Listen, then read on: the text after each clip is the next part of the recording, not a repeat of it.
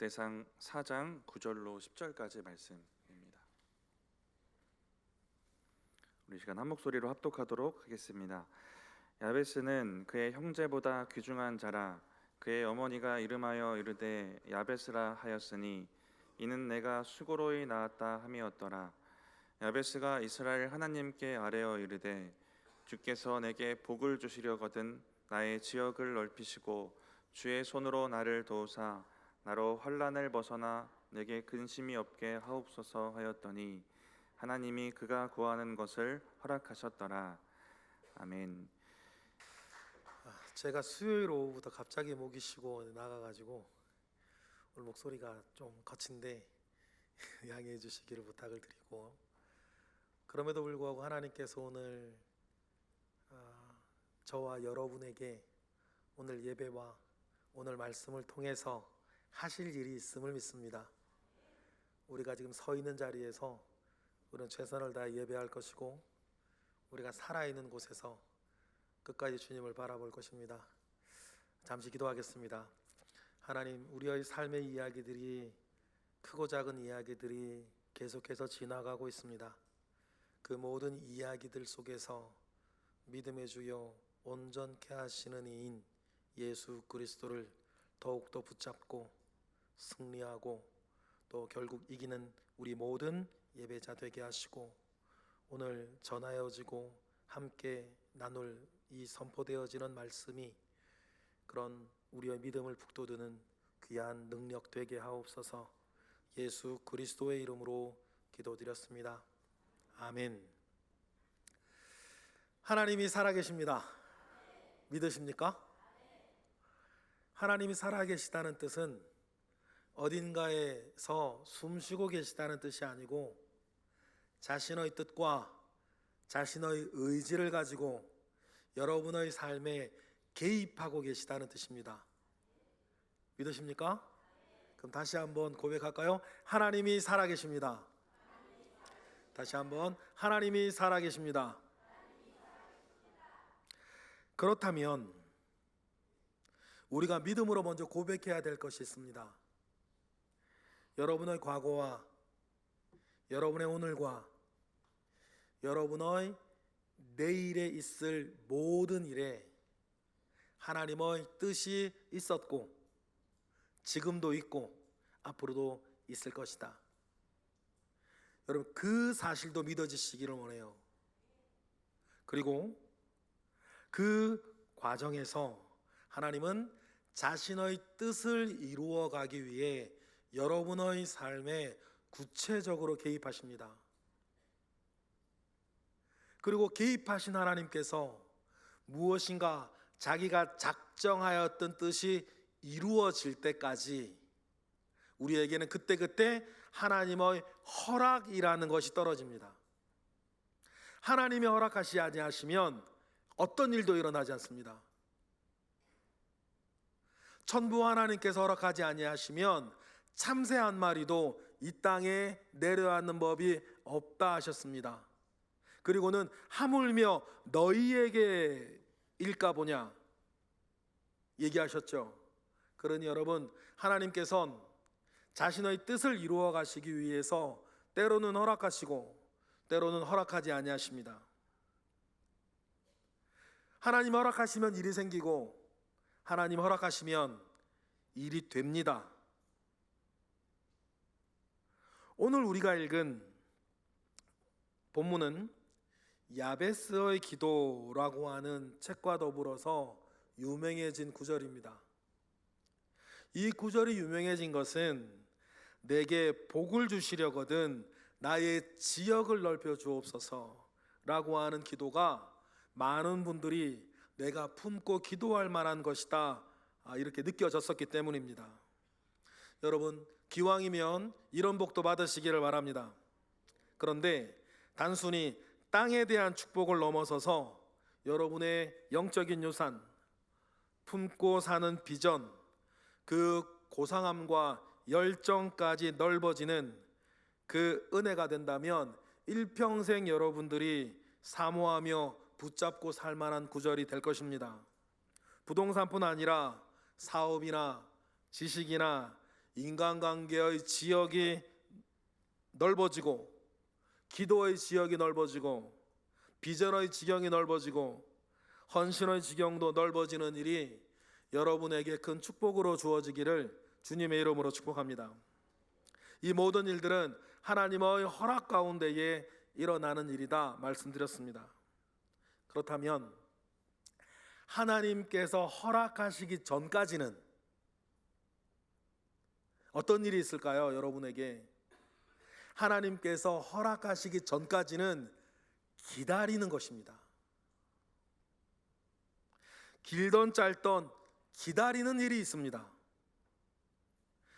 그런데 우리가 기다린다라고 했을 때 무엇인가 기쁨 가운데 기다리는 일도 있지만, 때때로는 그 기다리는 시간이 고통으로 채워질 때도 물론 있습니다. 그러니 우리의 삶에는 여러 모양의 고통이 있었고, 지금도 있고, 앞으로 있을지도 모릅니다. 그때그때 견디고 넘어가야 할 어려움은 여러분 누구에게나 있습니다. 그렇죠? 건강의 문제나 재정의 어려움이나 관계의 어려움이 항상 우리를 힘들게 했었습니다. 지금까지 열심히 했는데도 합격이 되지 않거나 성적이 오르지 않거나 실적이 나오지 않거나, 그래서 사업이 어려워지거나, 그런 문제들은 늘 우리 가운데 있었습니다. 그래 괴로울 때가 많았어요. 뜻하지 않게 깨어지는 관계나 예상치 못한 환난들은 늘 느닷없이 우리를 찾아왔습니다. 그런데 중요한 것은 환난의 때에 우리가 무엇을 어떻게 해야 되는가, 이게 중요합니다. 누구에게나 희노애락의 삶이 번갈아 가면서 다가올 때에 좋은 일에서든 어려운 일에서든 특별히 힘든 일 가운데에 가장 중요한 것은 무엇입니까? 흔들리지 않는 것입니다. 여러분, 늘 말씀을 드리지만 시험거리가 와도 내가 그 시험에 들지 않으면 그만입니다. 그렇지 않습니까? 어떤 시험거리가 찾아왔다 하더라도 내가 그 시험에 들지 않으면 그것은 지나가는 바람일 뿐입니다.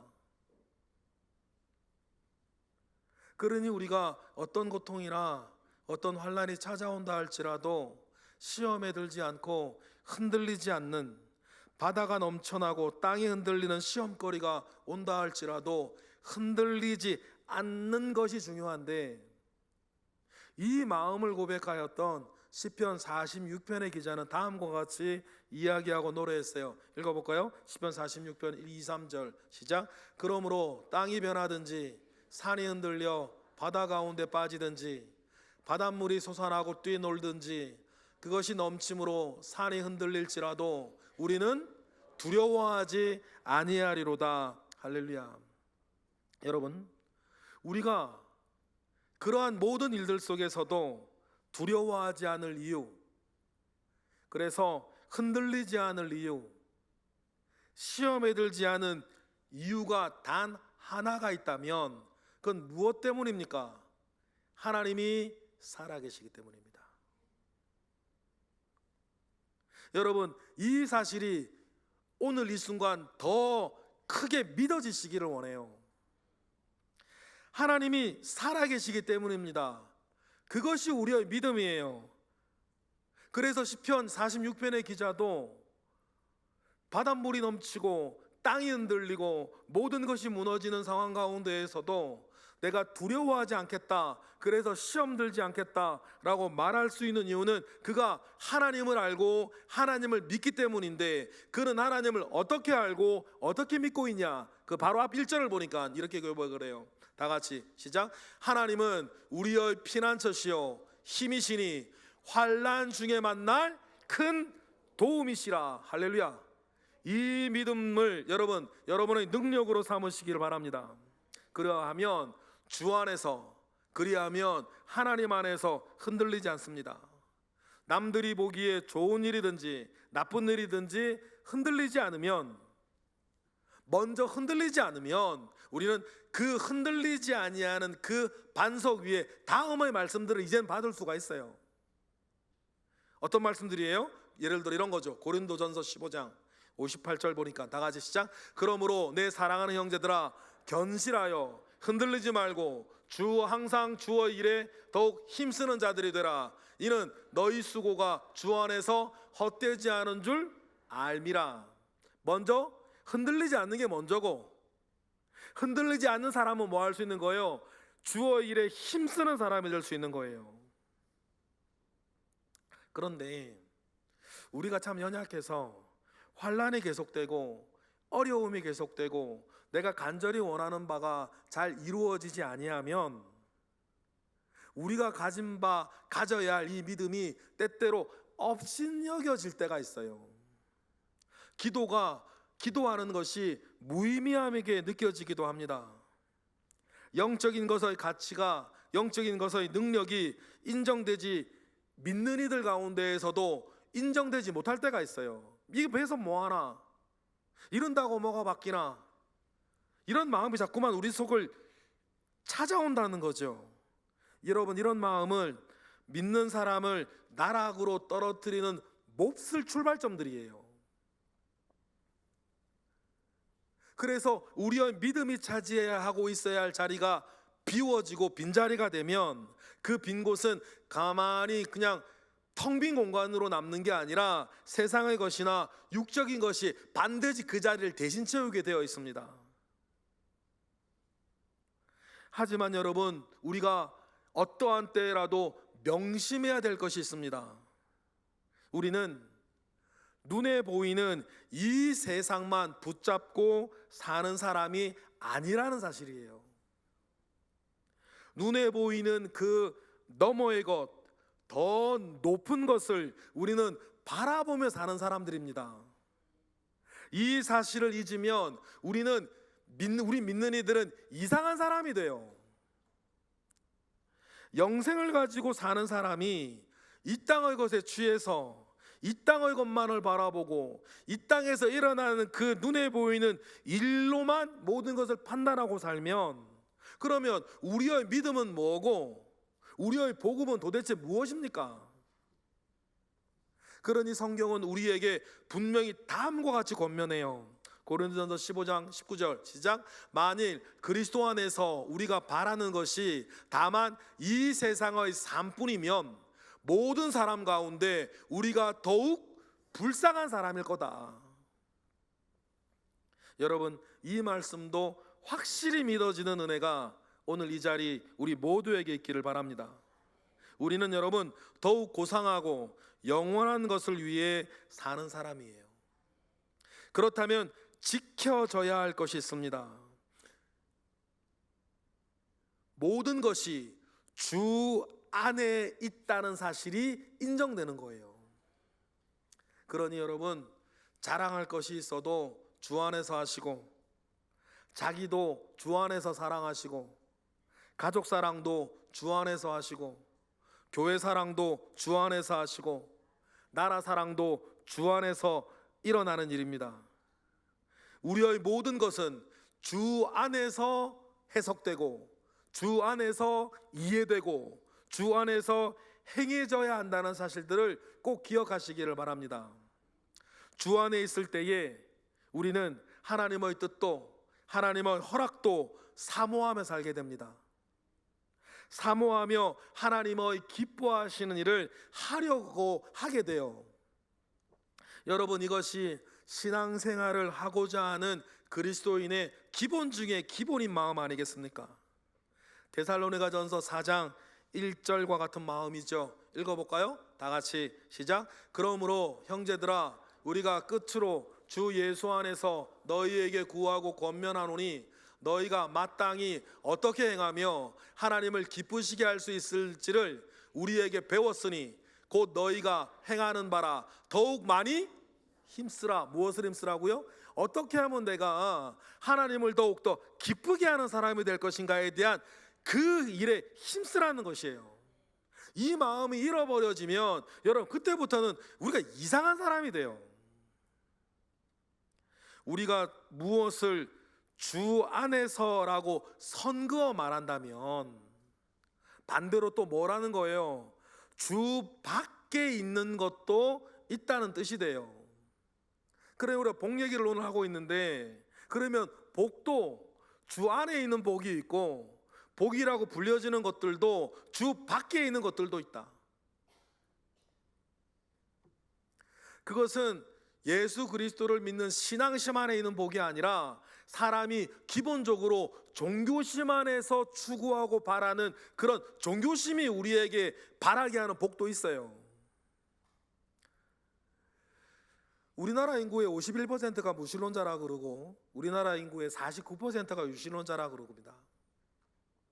우리나라의 유신론자의 49% 가운데에서 20%가 기독교인이래요. 19%가 불교고 11%가 천주교라 그럽니다. 그러면 여러분, 우리나라에서 이러나 저러나 제일 유력한 종교, 제일 종교는 이젠 기독교예요. 그런데 많은 종교학자들은 종교를 깊이 연구하는, 믿는 이든 안 믿는 이든 종교를 깊이 연구하는 종교학자들은 이런 말을 해요. 우리나라의 제1의 종교는 불교도 아니고 기독교도 아니고 천주교도 아니고 샤먼이다 그래요. 왜냐하면 다른 모든 고등 종교라고 불리는 것들이 시간이 지나면서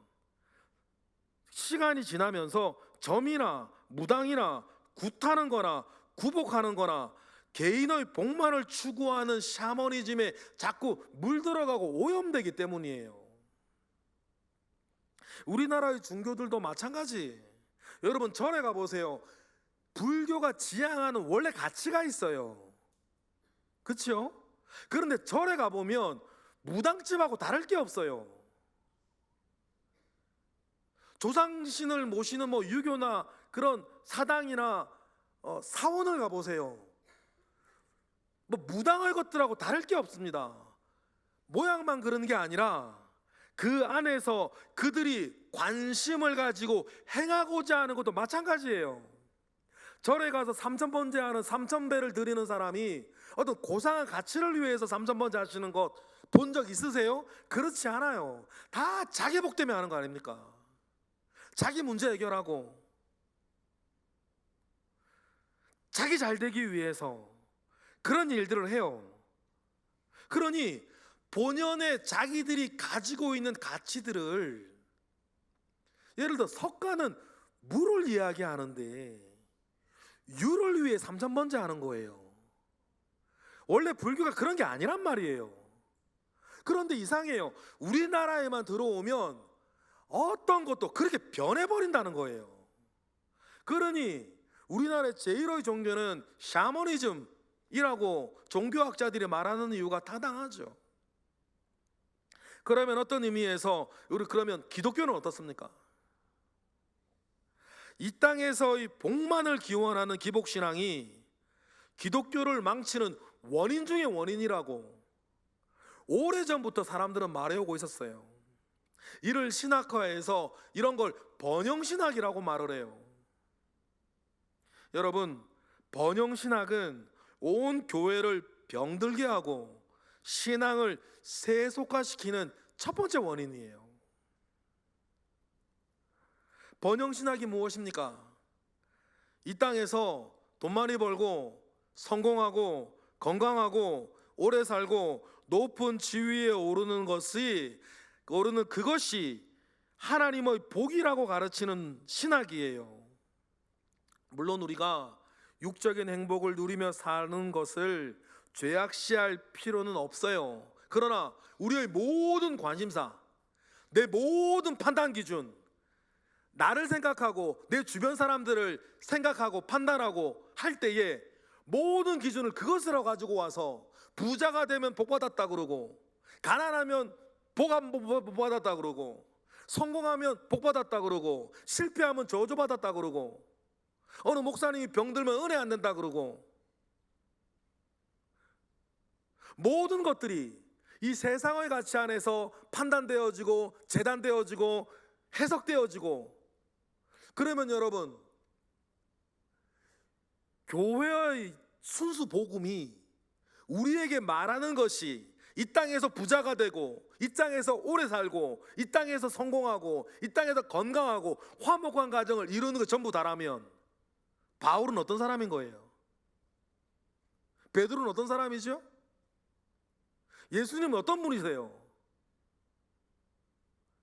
여러분들도 많이 알고 있습니다. 가난하지만 누구보다도 하나님 앞에서 멋지게 살고 있는 분들 여러분 아시잖아요. 이 세상에 성공하지 못했으나, 이 세상에서 높은 지에 오르지 못하였으나, 이 땅 가운데 많은 사람을 옳은 길로 인도하는 별과 같이 빛나는 분들을 여러분 과거에도 그렇고 오늘도 그렇고 우리는 너무너무 잘 알고 있어요. 육적인 행복을 누리고 싶어하는 것을 죄악시할 필요는 없습니다. 하지만 여러분, 그것만이면 안 되는 거예요. 그것이 중심에 있으면 안 되는 것입니다. 그것 때문에 다른 사람과 비교하고 우월해지거나 열등해지거나 부끄러워하거나 시기하거나 경쟁하거나, 그것을 모든 것의 판단하는 잣대로 삼아서는 절대로 안 된다. 그것은 여러분, 이름만 하나님을 부르고 이름만 예수를 부르는 것이지 천지신명에 비는 거랑 뭐가 달라요? 여러분, 우리의 믿음과 우리의 복음이 우리에게 가르치고 소망하게 하는 영원한 가치가 있다는 것을, 영적인 가치가 있다는 것을 분명히 알고 그 위에 서 있기를 바랍니다. 이러한 사실을 확인한 후에 이 땅의 복, 얼핏 부동산의 복을 구하는 야베스의 기도와 그가 간구하는 것을 하나님께서 허락하셨다라고 하는 이 말씀이 무슨 뜻인지, 이런 비로소 이제 우리는 정확한 의미를 파악할 수 있게 돼요. 누구나 복 받는 것을 좋아합니다. 그러나 여러분, 그 복을 받기 위해서 무엇을 감수해야 하는가에 대해서도 우리는 알아야 돼요. 여러분, 은혜가 주어진다, 복이라는 것이 주어진다라고 했을 때는 그 영적인 원리가 작동하는 과정이 있습니다. 하나님은 분명히 성경에서 여러 번 말씀하셨어요. 여러분들도 많이 들어보셨을 말씀. 나는 은혜 베풀 만한 자에게 은혜를 베풀고 나는 긍휼히 여길 만한 자를 긍휼히 여기느니라. 그러면 여러분, 은혜 받는 것 좋고 하나님께서 나를 긍휼히 여기시는 것 좋은데, 그래서 복 받는 것 좋은데, 그럼 하나님의 나는 은혜 받을 만한 자에게 은혜를 베풀고 나는 긍휼히 여길 만한 자를 긍휼히 여긴다 했을 때, 우리의 관심은 내가 받을 것에 있어야 되는 게 아니라 어디에 있어야 되는 거예요? 누구냐는 거예요. 어떤 사람이냐는 거죠. 하나님은 그러면 어떤 사람에게 은혜를 주시고 어떤 사람에게 긍휼히 여김을 베푸실까? 그 어떤 사람이냐, 그것이 우리의 관심사가 되어야 되는 거예요. 그 어떤이 되어지면 결과는 자연히 따라오는 거니까. 교회를 다니는 사람이라면 누구라도 대놓고 난 그런 거 다 필요 없고 복이 최고예요, 복이 나의 목표다 라고 말하는 사람은 없어요. 교회의 문법에 익숙한 여러분들은 자기 속에 세속적인 욕망을 감추고도 겉으로는 더 고상하고 영적인 이야기를 얼마든지 하실 수 있고, 나의 육적인 욕망을 신앙적인 내용과 약간 섞어서 고상하게 말씀하실 수도 있어요. 하지만 내 속의 진짜 관심사, 내가 욕심 부리는 것이 무엇이고 내가 정말 원하고 바라는 것이 무엇인지 그 중심을 하나님은 보십니다. 하나님은 아세요.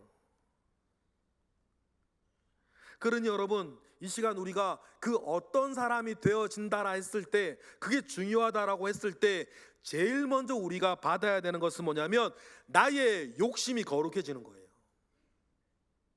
나의 목표가 거룩해지는 겁니다. 그리고 여러분, 우리가 분명히 정리해야 될 것이 하나 있는데, 우리가 축복이라고 여기며 사모하는 모든 것들이 사실은 축복이기 이전에 은사라고 하는 사실을 아셔야 돼요. 여러분, 여러분들 가운데 재물이 있는 분 계십니까? 그 재물을 바라보고 이건 축복이 아니라 은사라는 사실을 먼저 깨달으셔야 돼요. 우리 가운데 지식이 많고 지혜롭고 똑똑한 사람이 계세요? 이것도 여러분 축복이 아니라 은사인 거예요. 우리 가운데 건강하고 힘 있는 분이 계세요? 축복이기 이전에 그건 은사예요. 성경은 재물이 많거나 지식이 많으면 근심만 더할 것이라고 가르칩니다. 그러나 그것이 하나님 앞에서 나의 은사라는 사실이 깨달아질 때에 많은 것이 달라져요. 내가 이것을 어떻게 대해야 하는가? 이것으로 나는 무엇을 해야 하는가? 하나님이 이것을 나에게 왜 주셨는가? 이것이 은사라고 받아들여질 때에 많은 것들이 그때부터 달라지는 거예요. 그러니 여러분, 무엇을 가졌냐, 내가 무엇을 가졌냐는 것은 많이 중요하지 않아요. 더 중요한 것은 그것을 가지고 있는 나는 어떤 사람이냐, 어떤 사람이 될 거냐, 어떻게 살아야 될 것이며 이것으로 나는 어떻게 하나님을 기쁘시게 할 거냐. 여러분, 내가 어떤 사람이냐, 어떤 사람이 될 것이냐, 그것에 관심을 가져야 되는 거예요. 그것이 뭡니까? 내 욕심이 거룩해지는 첫걸음인 거예요. 그렇다면 오늘 우리가 읽은 복이 주 안에서 은사와 같은 복이 되게 한 복받은 사람 야베스는 어떤 사람이었을까? 그것을 우리가 살펴볼 필요가 있겠죠. 그리고 본문을 다시 읽어볼까요? 야베스가 어떤 사람이었다고 9절에 소개하고 있습니까? 우리 다 같이 읽어보겠습니다. 시작. 야베스는 이름하여 야베스라 하였으니 이는 내가 수고로 인하였다 함이었더라. 먼저 9절을 보면 야베스를 소개하면서 그를 그의 형제들보다 귀중한 사람이라고 말하고 있습니다. 무엇 때문에 귀중한 사람이라고 부르는지, 그의 이름을 어머니는 야베스라고 붙였어요. 무엇 때문에 그가 귀중한 사람이라고 이름을 야베스라고 붙였을까? 일단은 수고로 인하였기 때문이라 그렇게 얘기를 합니다. 수고로 인하였다. 그러니 임신과 출생의 과정이 순탄하지 않았다는 뜻입니다. 이는 단순히 난산을 했다는 의미를 넘어서서 임신의 모든 과정에 어려움이 많았다는 뜻이에요. 어떤 어려움이었는지 우리가 알 수는 없습니다. 하지만 이름을 야베스라고 지을 정도로 극심한 고통과 환난을 겪었던 것은 분명해요. 왜냐하면 이 야베스의 뜻이 바로 고통이라는 뜻이기 때문이에요.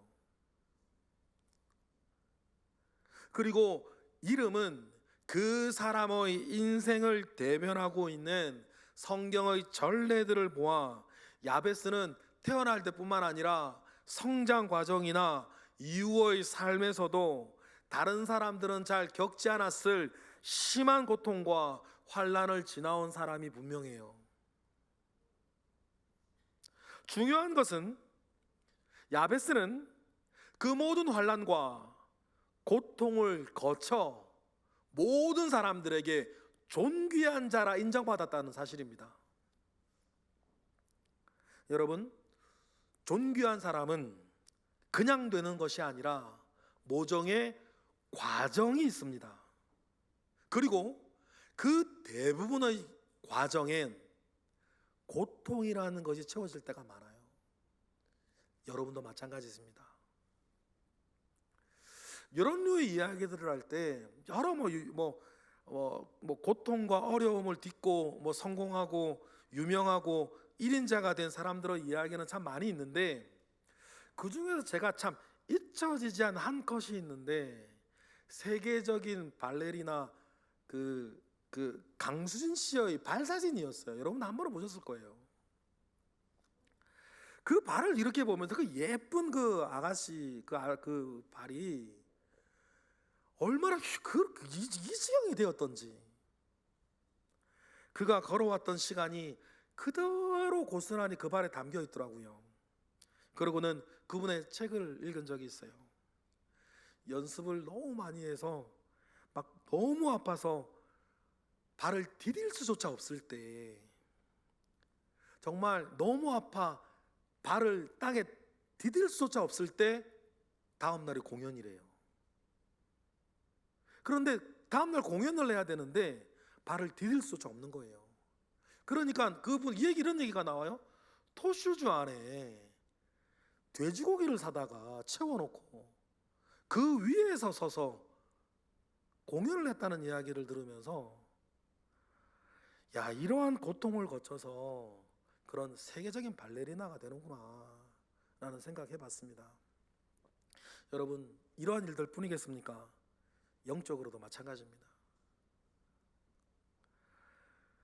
예를 들어 사도 바울은 다른 어떤 사도들보다 많은 고난을 거쳐온 사람입니다. 그런데 그 모든 고난이 왔을 때 문제는 뭐냐면, 그 안에서 흔들리지 않고 그 안에 무너지지 않고 딛고 일어서 나아가는 게 매우 중요한데, 바울도 역시 자기에게 다가온 그 모든 고난을 이겨낸 비결이 하나 있다 그래요. 그것은 고통 속에서도 단 하나, 하나님이 살아계시다는 사실을 잊지 않고 고통 속에서도 하나님을 놓치지 않는 것이었습니다. 하나님을 붙잡고 견디고 이기는 법을 바울은 배웠어요. 알았습니다. 그리고는 모든 고난이 다 지나간 어느 날 인생의 막바지에 다음과 같이 고백하는 사람이 된 것 아니겠습니까? 고린도전서 15장 10절 다 같이 시작. 그러나 나의 나 된 것은 하나님의 은혜로 된 것이니 내게 주신 그의 은혜가 헛되지 아니하여 내가 모든 사도보다 더 많이 수고하였으나 내가 한 것이 아니요 오직 나와 함께 하신 하나님의 은혜로다. 할렐루야. 이러한 보배로운 고백을 할 수 있는 우리 모두가 되기를 축원합니다. 이게 진짜 복입니다. 뭘 가지고 이룬 게 복이 아니라 이런 고백을 진심으로 할 수 있는 것이 복이에요. 많은 고난이 있었고 주 안에서 모든 것을 이겨낸 것이 자신이 받은 최고의 복이요 은혜였다라고 고백하고 있습니다. 오늘 본문의 야베스 역시 그가 존귀한 자가 된 것은 큰 고통을 이겨낸 그리고 나서 받은 상급이었습니다. 그리고 중요한 사실은 야베스 역시 고난을 이겨낸 힘의 원천은 하나님을 향한 믿음이었다는 사실이에요. 존귀한 자로서 그의 믿음을 잘 보여주는 구절이 다음 10절입니다. 우리 10절 읽어보겠습니다. 시작. 야베스가 이스라엘 하나님께 아뢰어 이르되 주께서 내게 복을 주시려거든 나의 지역을 넓히시고 주의 손으로 나를 도우사 나로 환난을 벗어나 내게 근심이 없게 하옵소서 하였더니 하나님이 그가 구하는 것을 허락하셨도다. 야베스는 수많은 고난을 통해서 분명히 알게 된 것이 있었습니다. 모든 선한 것은 하나님께로부터 나온다. 하나님이 허락하셨기에 복이라는 거 부르는 것도 고통이라는 거 부르는 것도 자기에게 주어졌다는 것을 야베스는 인정하기 시작해요. 그래서 해결책도 채워지는 것도 모든 것을 사람에게서 찾지 아니하고 하나님께 구하고 하나님께 기도하고 있습니다. 부동산도 근심 없는 평안함도 환난을 벗어나 안정되는 것도 하나님께서 허락하셔서 주의 손이 도우실 때에 가능하다는 것을 야베스가 믿었던 것처럼 여러분도 믿으시기를 주님의 이름으로 축복합니다. 오늘 우리에게 필요한 게 이 믿음 아닙니까? 여러분, 이러한 믿음, 이러한 신앙은 우리가 다짐하고 우리가 각오한다고 생기는 것은 아니에요. 이러한 믿음이 생길 수 있는 단 한 가지의 길은 하나님을 아는 것입니다. 하나님이 누구신지 제대로 아는 거예요. 그 하나님을 믿는 것입니다. 우리 하나님이 어떤 분이시고 어떤 능력자이시며 어떤 성품을 가지신 분인지 알고 확신할 때에 이러한 힘이 생겨요. 그러면 야베스는 어떻게 하나님에 대한 이러한 거룩한 지식을 가지게 되었을까? 그것은 역시 야베스의 자란 배경을 좀 우리가 살펴보아야지만 알 수 있습니다. 야베스가 살았던 지역이 또 야베스라고 하는 지역이에요. 그런데 이 성경에서 이 야베스는 대대로 누가 살던 동네냐면 서기관들이 살던 동네예요.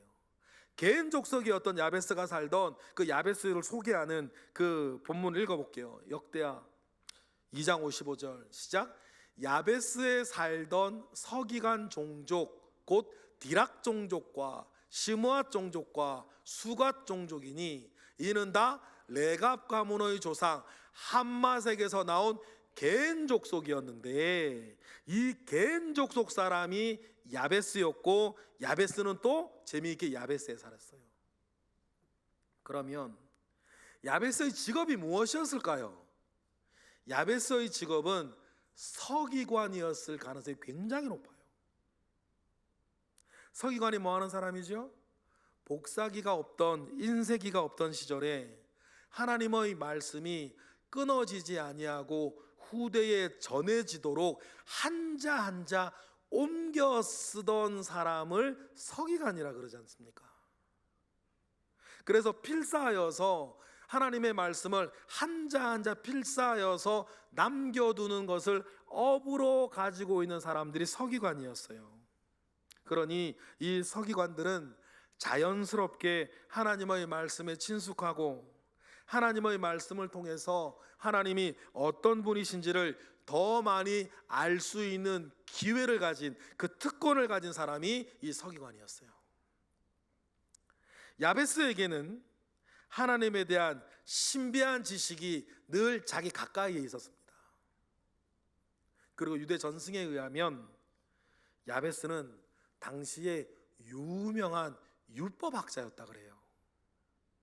그러니 여러분, 그는 하나님을 더 잘 알 수가 있었죠. 좀 더 정확하게 말하면 하나님을 더 잘 알 수 있는 기회를 그는 가지고 있었던 거예요. 그에게 서기관이라는 직업 자체가 중요한 것이 아니지 않습니까? 그가 무엇을 하는 사람이냐보다 자기가 하고 있는 그 일을 통해서 어떤 사람이 되어 갔느냐가 중요한데, 그는 그가 가지고 있는 직업을 통해서 하나님을 알게 되고, 하나님을 알게 되니 하나님을 더 잘 믿게 되고, 하나님을 더 잘 믿게 되었으니 어떤 고난이나 어떤 환난에 자기를 찾아온다 할지라도 흔들리지 아니하고 무너지지 아니하고 그 안에 시험 들지 아니하고 하나님을 아는 지식과 하나님을 아는 그 믿음으로 뚫고 일어나 다시 서는 은혜를 아는 사람이었다는 거예요. 그런 사람이 되었다는 것이 중요합니다. 여러분, 오늘 우리에게 중요한 게 이 은혜를 받는 거예요. 과거의 일이든 오늘의 일이든 내일의 일이든 어떤 일에서든지 하나님을 아는 거룩한 지식과 하나님을 향한 거룩한 믿음 가운데에 굳건하여 흔들리지 않는 우리 모두가 되기를 주님의 이름으로 축복합니다. 그런 사람이 먼저 되어지면 나머지 것은 따라오는 것 아니겠습니까? 부모님들에게 자녀들이 성경에 나오는 인물들 중에서 누구처럼 되었으면 좋겠냐 물으면 열의 여덟 아홉은 꼭 두 사람 중에 한 사람 얘기한다 그랬죠. 다윗 아니면 요셉이요. 다윗은 왕이고 요셉은 총리니까. 그런데는 가만히 생각해 보세요. 다윗이 그냥 다윗이 된 게 아니지 않습니까? 과정이 있었어요. 다윗의 인생을 한마디로 이야기하면 전 이렇게 정리가 됩니다. 언제나 사람에게로부터 버려지던 인생이었어요. 어머니에게 버려지고 아버지에게 학대받고 형제들에게 괄시받고 장인어른에게 버려지고 아내에게 버려지고 국민들에게 버려지고 자기 아들에게도 버려지던 그 사람 인생은 늘 사람들로부터 버려지는 인생이었어요, 다윗은. 그런데 여러분, 우리가 잘 알고 있습니다. 그런 어려움 속에서 사람에게 버려지던 다윗은 늘 하나님을 얻었다. 사람들에게 버려지고 하나님을 얻는 인생을 살았던 사람이 다윗이었어요. 그러니 여러분, 우리가 잘 알고 있는 시편 23편의 그 고백은 사람에게 버려지고 하나님을 얻으면서 나의 하나님이 어떤 하나님이신가를 고백하는 다윗의 신앙 고백 아닙니까? 우리 다윗의 신앙 고백 읽어볼까요? 시편 23편 1절부터 시작. 여호와는 나의 목자시니 내게 부족함이 없으리로다. 그가 나를 푸른 풀밭에 누이시며 쉴만한 물가로 인도하시는도다. 내가 사망의 음침한 골짜기로 다닐지라도 해를 두려워하지 않을 것은 주께서 나와 함께 하심이라. 주의 지팡이와 막대기가 나를 안위하시나이다. 내 평생의 선하심과 인자하심이 반드시 나를 따르리니 내가 여호와의 집에 영원히 살 것이다. 여러분, 이건 다윗의 신앙 고백인 거예요. 이런 신앙 고백 위에 서 있으니 은혜 받을 만합니까? 긍휼히 여김을 받을 만합니까? 그래서 겉으로도 이스라엘을 하나님께서 다윗에게 맡길 만합니까? 무엇을 가졌냐가 중요한 게 아니고 그 전에 어떤 사람이 되어져 갔느냐가 중요하다. 요셉도 마찬가지. 요셉이 여러분 애굽의 총리 그냥 됐습니까? 무려 13년의 시간 동안 형들의 살해 위협 속에 형들에게 인신매매 당해서 애굽으로 종으로 팔려가서 게다가 억울한 종살이를 하는 동안 그 모든 일들 속에서 하나님은 요셉을 불쌍히 여기시고 요셉에게 은혜를 주셔서 그 모든 일들 가운데에 하나님이 함께 하신다는 사실들을 요셉은 알게 되었어요. 그리고 이후에 총리가 되고 나서 자기 형들에게 과거의 지난 일들을 이렇게 신앙 고백하죠. 자기가 알게 된 하나님 아닙니까? 요셉이 뭐라 그러죠? 창세기 50장 21절 시작. 당신들은 나를 헤아려 하였으나 하나님은 그것을 선으로 바꾸사 오늘과 같이 많은 백성의 생명을 구원하게 하시려 하셨나이다. 할렐루야. 여러분, 이 모진 고난 가운데서 다윗에게 어떤 신앙이 길러졌고 요셉은 모든 상황을 어떻게 받아들이게 되었는지, 받아들이는 사람이 되었는지, 여러분 그걸 우리는 깨우치는 게 중요해요. 왕 된 게 중요한 게 아니고 총리 된 게 중요한 게 아니고 그 모든 일들을 어떤 과정을 밟아서 하나님은 위대한 왕이 되게 하셨고 존귀한 자 요셉이 되게 하셨는지 그걸 아는 건데, 그건 뭡니까? 그 모든 고난을 통해서 하나님을 잃어버리지 아니하고 하나님이 어떤 분이신지 알게 되어진 것입니다. 그 지식이 위대한 신앙을 낳았고 그 신앙으로 모든 것을 이기고 왕이 되고 총리가 되고 존귀한 자가 된 것이야.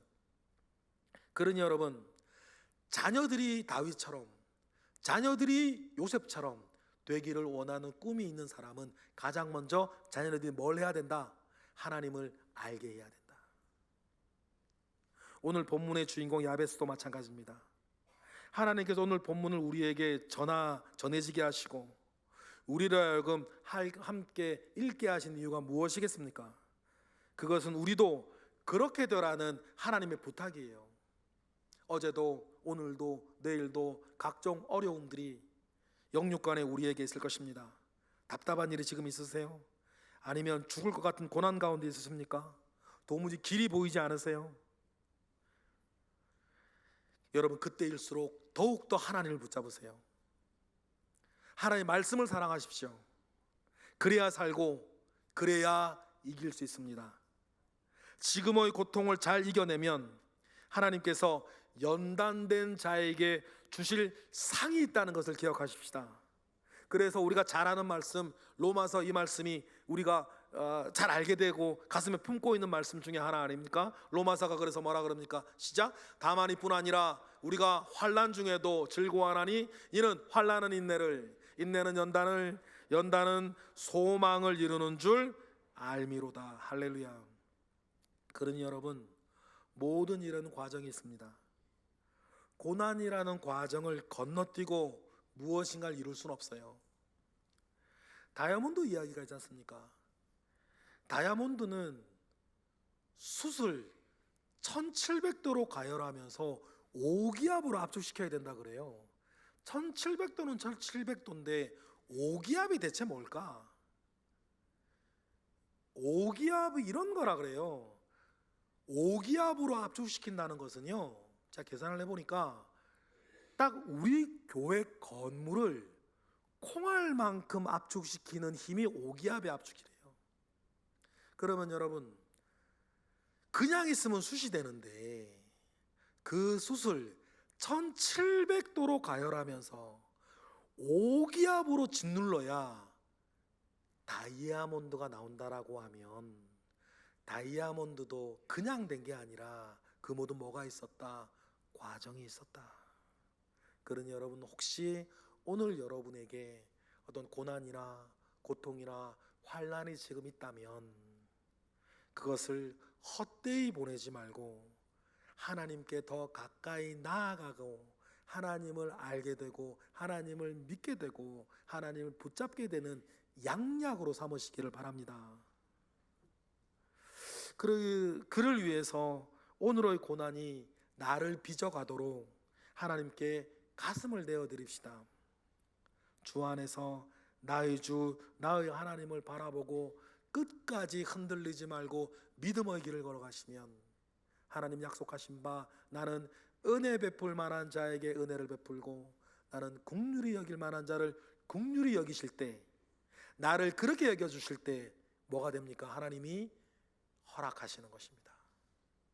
오늘 본문 마지막 읽어볼까요? 다 같이 야베스가 받았던 것 시작. 하나님이 그가 구하는 것을 허락하셨도다. 할렐루야. 하나님께서 여러분이 구하시는 것도 허락하실 줄 믿습니다. 기도하겠습니다. 할렐루야. 하나님, 감사와 영광 올려드립니다. 크신 은혜 가운데에 우리와 함께 하심을 믿습니다. 하나님이 살아계십니다. 살아계신 하나님께 모든 것을 가지고 갑니다. 주여, 은혜 위에 은혜를 더하시고 우리에게 긍휼히 여기심을 부어주셔서 결국 하나님이 허락하셔서 우리의 모든 것이, 간절히 소망하는 것이 이루어지게 하옵소서. 예수 그리스도의 이름으로 기도드렸나이다. 아멘.